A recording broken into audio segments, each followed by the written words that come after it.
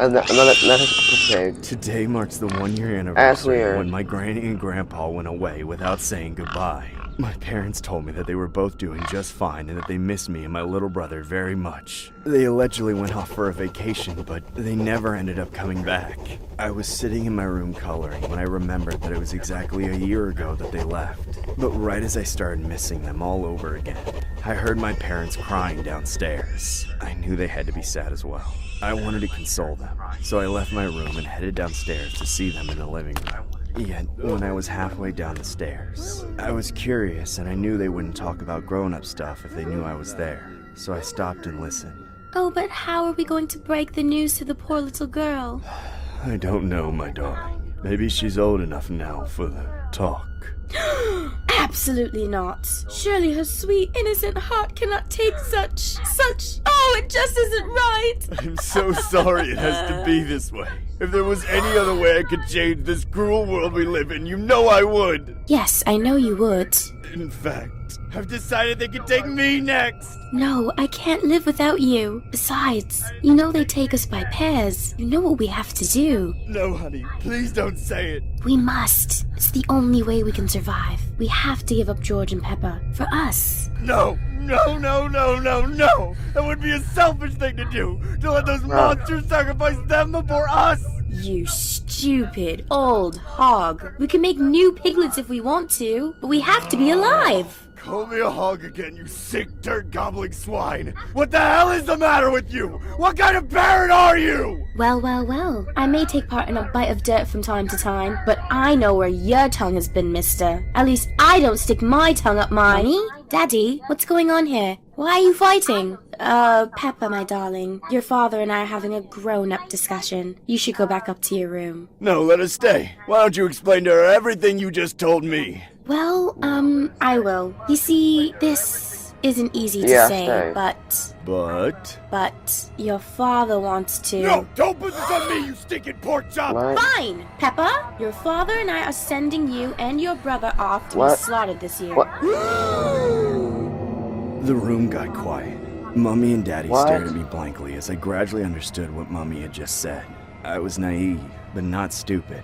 I remembered what happened to Granny and Grandpa, and I heard everything Mummy and Daddy said. I knew what it meant. Peppa dear, go get your brother George.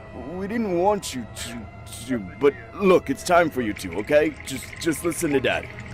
Yes, Daddy. I walked away, trembling and choking on the lump in my throat.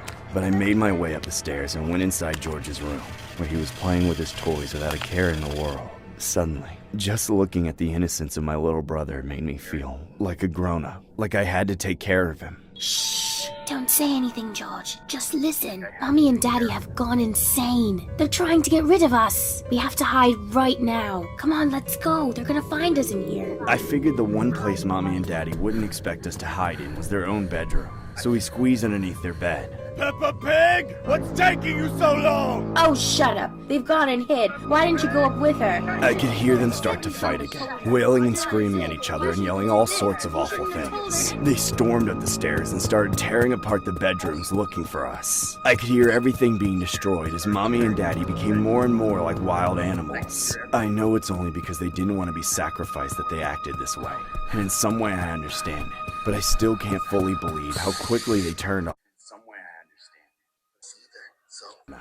But I only had a moment to think before they barged into the room. You little brats better come out of hiding right now, you hear me? They were just inches away. I was sure we'd be found. But then, something changed. Shh! Stop it. Do you No. It was the sound of someone breaking down the front door downstairs. It's him! Hide! Suddenly, Mommy and Daddy were scrambling for a place to hide just like us. But they didn't have the same luck. They were so big that no matter how much they scuffled around trying to be quiet, there was nowhere in which they could possibly hide from what was coming. And of course, it wasn't long before that man, the butcher, started making his way up the stairs. Here, piggy, piggy, piggy, where are you? Come to Daddy now, my little bacon bits. I want some freshly bled pork chops. Yes. I can hear and smell you. And Now all that's left to do is taste you! That's when the butcher appeared in the doorway, armed with a cleaver and a rope. Mommy and Daddy squealed when they knew they were trapped. Poor little George and I were hiding there the whole time, watching everything, unable not to hear the unforgettable sounds of the utmost suffering. Peppa, George, help us, please! We're sorry, we were just... I wonder who this Peppa and George could be. Oh well, I've got my pair of piggies for now. I'll just have to come back for them next year.